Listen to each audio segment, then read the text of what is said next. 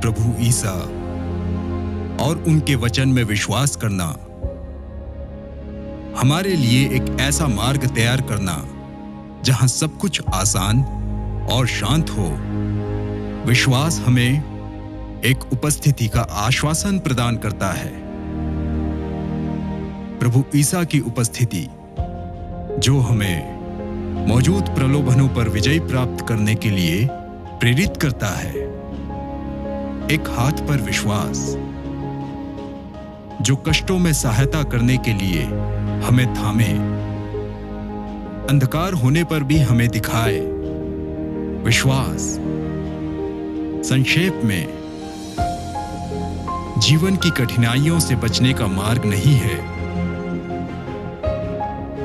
पर वह यात्रा को जारी रखता और उसे अर्थ प्रदान करता है। इस विश्वास के कारण डर हट गया और हम अपनी मंजिल पर भी आ गए। हम एक विश्वासी के घर आए हैं। हमें कुछ पारंपरिक भोजन दिया गया है। जब तक सिस्टर्स इसके बारे में पूछती हैं, हम आपको वांचोस जनजाति के बारे में बताते हैं। यह जनजाति तिराप जिले के पश्चिम क्षेत्र में निवास करती है, जो नागालैंड की सीमा के एकदम समीप है। ये लोग निश्चिंत, खुशमिजाज और मेहनती लोग हैं।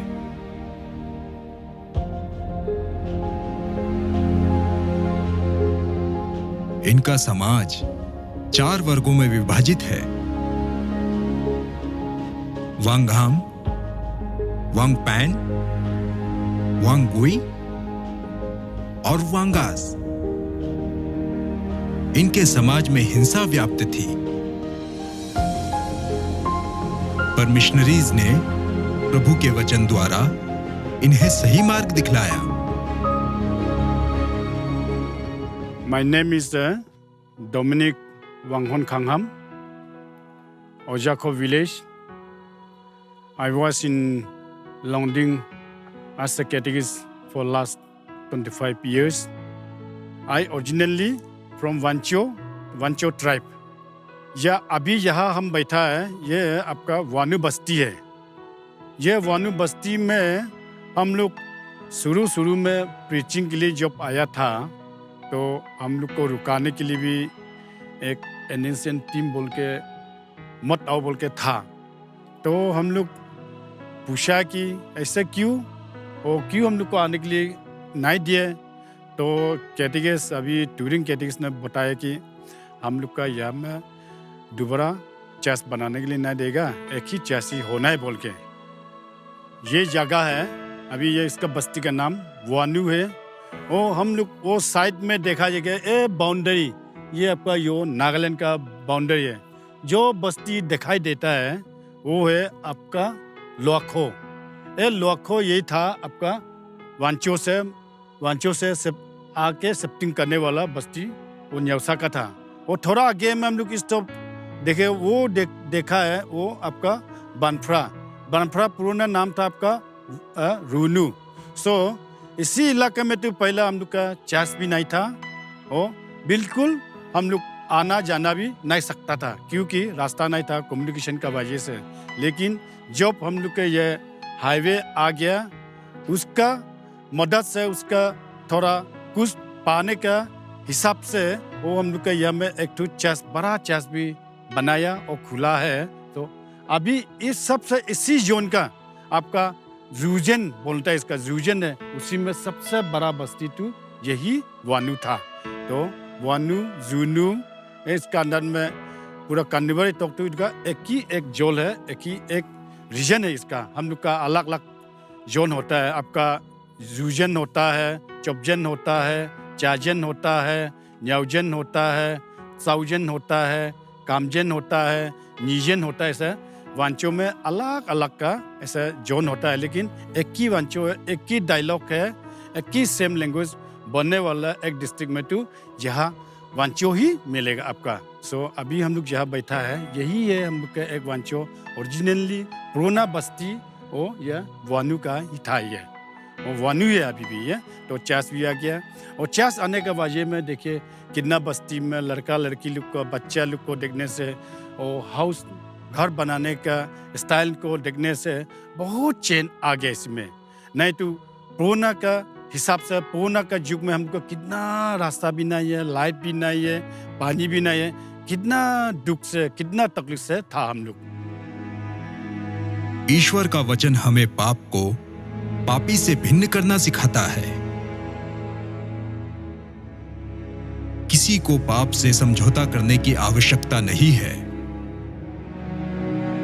पर पापी जो हम सब हैं रोगी की तरह हैं जिसे इलाज की आवश्यकता है, और उन्हें चंगा करने के लिए वैद्य को उनके पास जाना पड़ता है।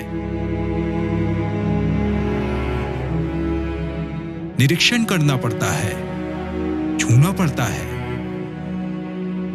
निश्चित रूप से रोगी को चंगा होने के लिए यह जानना जरूरी है कि उसे वैद्य की आवश्यकता है।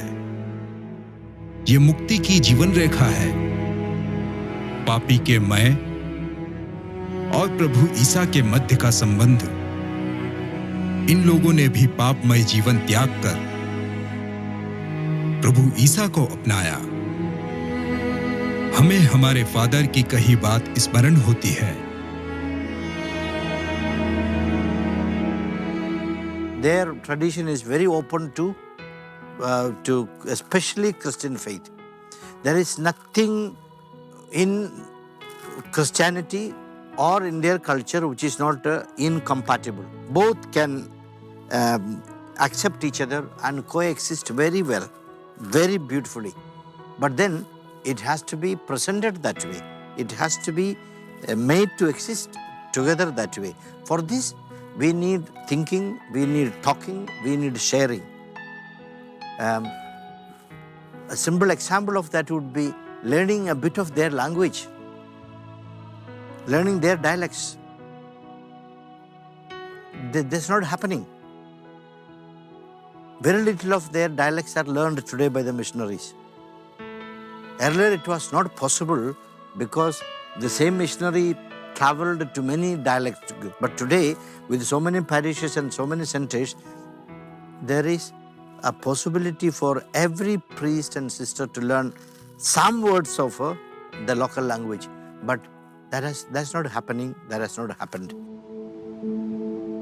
प्रभु ईसा संसार की ज्योति के आने के साथ पिता ईश्वर ने मानव जाति के प्रति अपनी निकटता और मित्रता प्रदर्शित की। ये वरदान हमें हमारे गुणों को देखे बिना मुक्त रूप से प्रदान किए गए हैं। ईश्वर से सामीप्य और ईश्वर से मित्रता के मुक्त रूप से प्रदान वरदानों के हम योग्य नहीं हैं। हमें इन वरदानों की सुरक्षा करनी चाहिए। अक्सर जीवन को बदलना असंभव होता है। अहंकार, बुराई का मार्ग त्यागना, पाप का मार्ग त्यागना, क्योंकि हमारे परिवर्तन का केंद्र केवल हम और हमारी शक्ति होती है, प्रभु ईसा और उनकी पवित्र आत्मा नहीं। यह प्रभु ईसा के वचन, प्रभु ईसा का सुसमाचार जो संसार और हृदयों को परिवर्तित करता है।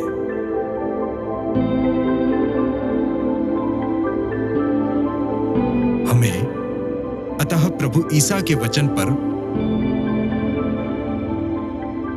विश्वास करने के लिए बुलाया गया है। पिता की दया के लिए, स्वयं को खोलने के लिए और स्वयं को पवित्र आत्मा की कृपा से परिवर्तित होने के लिए।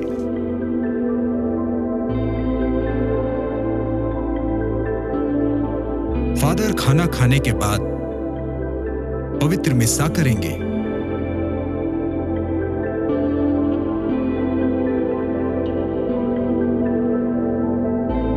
चर्च का मार्ग पहाड़ों के मध्य से है।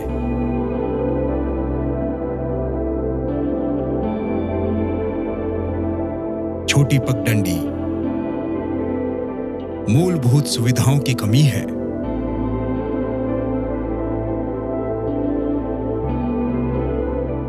पर विश्वास की नहीं। फादर के स्वागत में इन्होंने स्पेशल कार्यक्रम रखा है। हम एक खुले मैदान में आ गए हैं।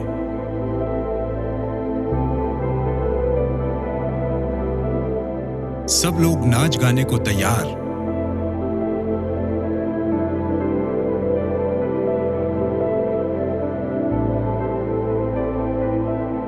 फादर भी इनके साथ घुलने मिलने के लिए ऐसे आयोजनों में हिस्सा लेते हैं। बड़ों के बाद अब छोटों की बारी। हम भी किसी से कम नहीं।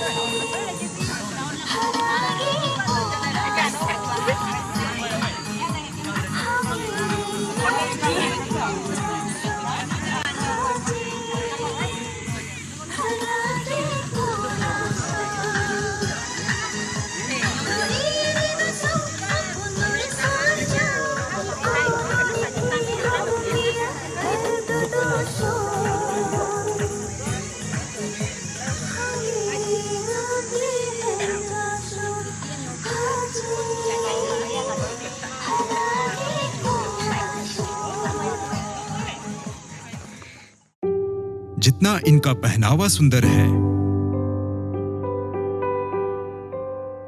उनके डांस के कदमों में उतनी ही लय है।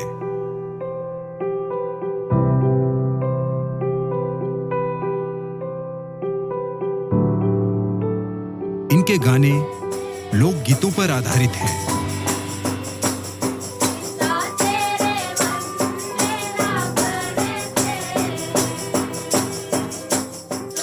सुनने वालों के कान में रस घोलते हैं।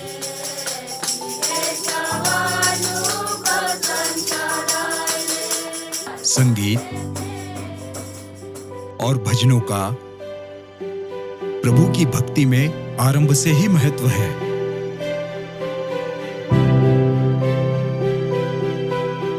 चाहे दाऊद हो या नबी, भजन दुख और प्रसन्नता दोनों को जाहिर करने का माध्यम है। माता मरियम का भजन मेरी आत्मा धन्यवाद अर्पित करने का उत्कृष्ट भजन है।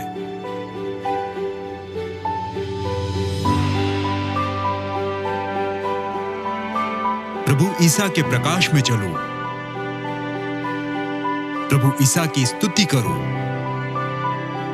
गानों के बोल और संगीत नाचने पर मजबूर कर देते हैं। फादर और सिस्टर्स भी थिरकने लगे हैं।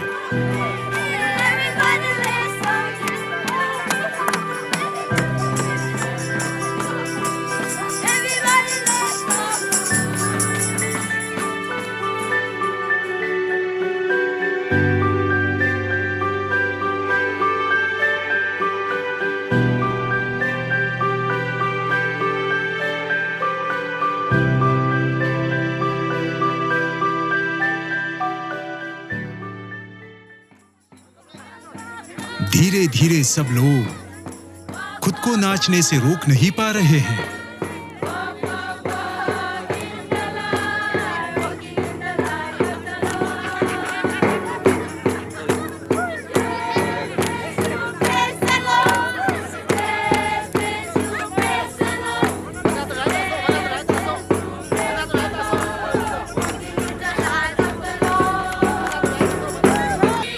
क्या बूढ़े, बच्चे और युवा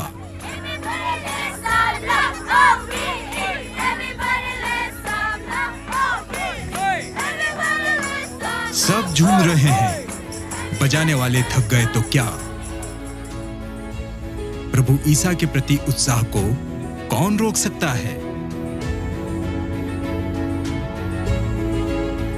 अब बहुत हो गया, मैं भी डांस करता हूं। अरे, मेरे साथी तो मुझे कैमरा पकड़ाकर खुद ही नाच रहे हैं। चलिए, हम भी चलते हैं। सुनो,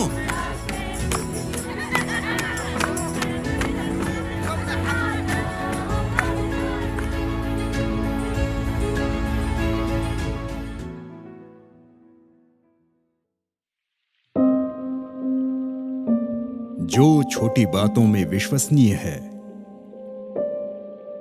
मदर टेरेसा के अनुसार छोटी बातों में हमारी विश्वसनीयता ही हमारी ताकत है। मदर टेरेसा को जीवित संत कहते हैं। क्यों? ये प्रश्न अक्सर उन लोगों के मन में आता है जो उनसे कभी मिले नहीं। पर आज हम आपको लिए चलेंगे एक ऐसी यात्रा पर जिससे आपको इस प्रश्न का उत्तर भी मिलेगा।